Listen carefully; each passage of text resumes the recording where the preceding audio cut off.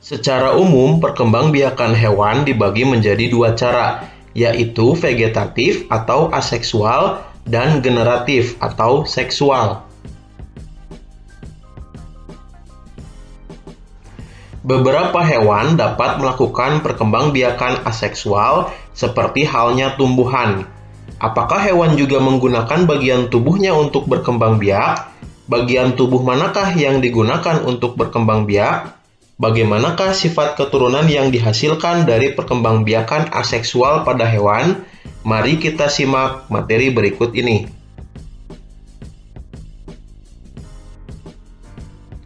Terdapat hewan yang mampu berkembang biak aseksual dengan cara membentuk tunas untuk menghasilkan keturunan. Contoh hewan yang melakukan perkembangbiakan dengan cara ini antara lain hewan dari filum Porifera dan Solenterata. Contoh hewan dari filum Solenterata adalah ubur-ubur dan Hydra sp. Hewan dari filum Solenterata yang dapat membentuk tunas misalnya Hydra sp dan ubur-ubur dari jenis Obelia sp dan Aurelia sp.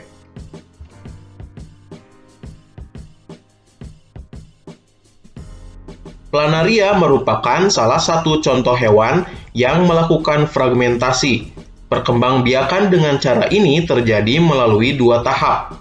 Tahap pertama adalah fragmentasi, yaitu pematahan atau pemotongan tubuh induk menjadi dua bagian atau lebih. Selanjutnya terjadi tahap regenerasi, yaitu setiap potongan tubuh induk tersebut membentuk bagian tubuh lain yang tidak ada pada bagian tersebut. Pada akhirnya, setiap potongan tubuh tersebut akan membentuk individu baru dengan bagian tubuh yang lengkap seperti induknya.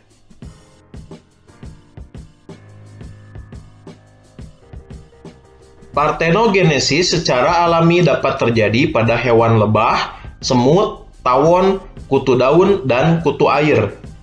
Pada lebah, ovum yang dibuahi akan tumbuh dan berkembang menjadi lebah betina, sedangkan yang tidak dibuahi akan tumbuh menjadi lebah jantan.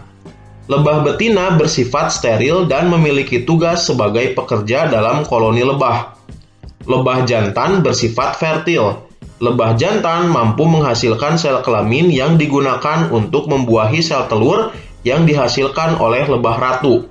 Lebah ratu adalah lebah yang menghasilkan telur-telur yang menjadi lebah betina dan lebah jantan.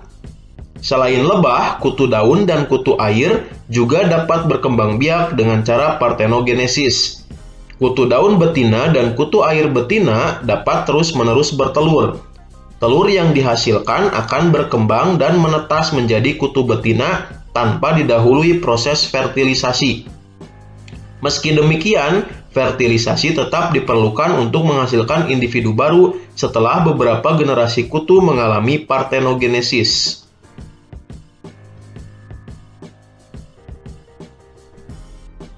Sebagian besar hewan berkembang biak secara seksual. Perkembangbiakan seksual terjadi melalui proses perkawinan antara hewan jantan dan hewan betina. Melalui proses ini akan terjadi proses fertilisasi, yaitu proses peleburan inti sel sperma dan inti sel telur. Proses fertilisasi ini akan menghasilkan zigot. Selanjutnya, zigot akan berkembang menjadi embrio atau calon anak, dan pada tahap selanjutnya embrio akan berkembang menjadi individu baru. Pada kelompok hewan, proses fertilisasi dapat terjadi melalui dua cara, yaitu fertilisasi internal dan fertilisasi eksternal. Fertilisasi internal terjadi apabila proses peleburan antara inti sel telur dan inti sel sperma terjadi di dalam tubuh induk betina. Contoh hewan yang melakukan fertilisasi secara internal antara lain sapi, ayam, kura-kura, dan buaya. Fertilisasi eksternal terjadi apabila proses peleburan antara sel telur dan sel sperma terjadi di luar tubuh induk betina.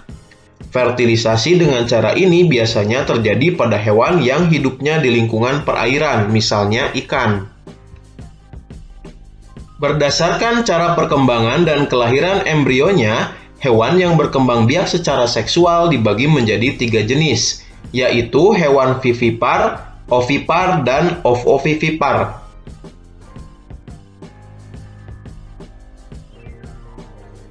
Hewan vivipar disebut juga hewan melahirkan. Hewan ini memiliki embrio yang berkembang di dalam rahim induk betinanya dan akan dilahirkan pada saat umurnya sudah mencukupi. Embrio akan memperoleh nutrisi dari induk melalui perantara plasenta.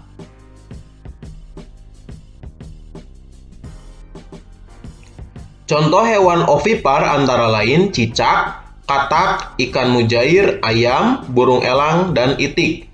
Hewan ovipar disebut juga dengan hewan bertelur. Hewan ini embrionya berkembang di dalam telur. Telur hewan ini akan dikeluarkan dari dalam tubuh induk betina.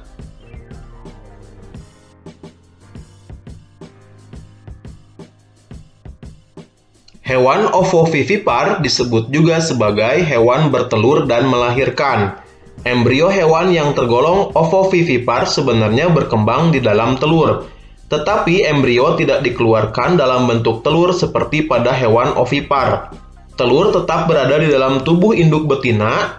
Setelah umur embrio cukup untuk dilahirkan, telur akan menetas di dalam tubuh induk dan kemudian anaknya dilahirkan. Contoh hewan ovovivipar antara lain kadal dan sebagian jenis ular.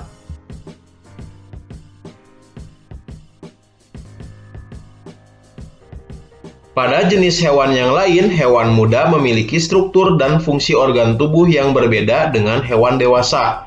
Hewan muda tersebut kemudian berkembang melalui tahap tertentu sehingga memiliki struktur dan fungsi organ tubuh yang sama dengan hewan dewasa. Perkembangan hewan yang demikian disebut dengan metamorfosis.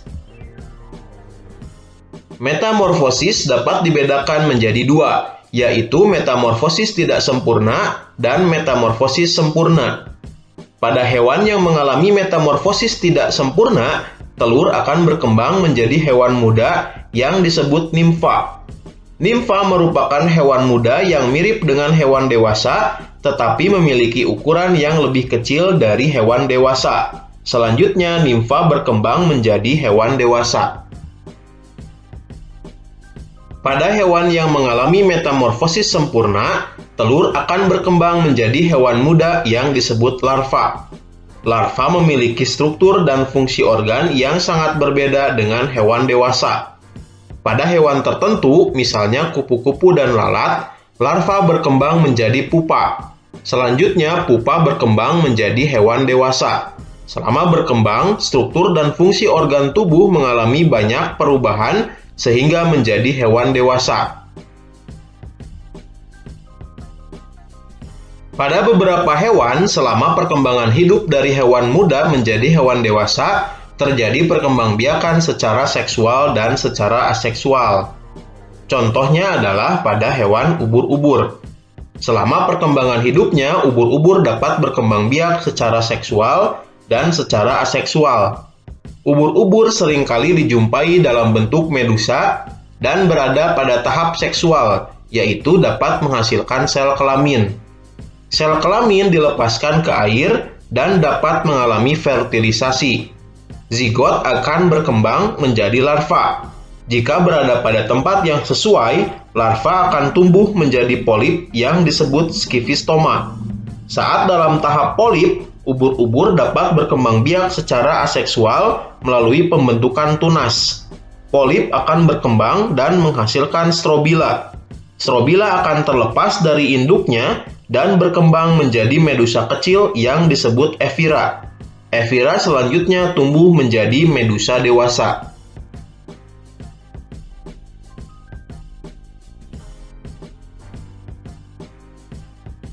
Selain ubur-ubur, katak juga mengalami perkembangan hidup yang menarik untuk dipelajari. Pernahkah kita menjumpai puluhan bahkan ratusan kecebong pada suatu kolam? Dari manakah asal kecebong tersebut? Katak dewasa akan menghasilkan ratusan telur. Telur kemudian menetas menjadi kecebong. Kecebong selanjutnya berkembang menjadi berudu yang memiliki kaki. Berudu berkembang menjadi katak muda yang kemudian berkembang menjadi katak dewasa.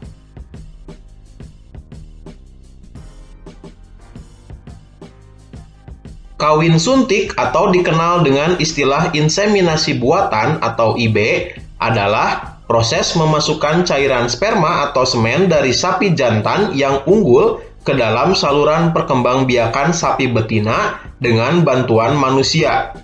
Inseminasi buatan ini dilakukan dengan cara memasukkan sperma atau semen yang telah dibekukan dengan menggunakan alat seperti suntikan.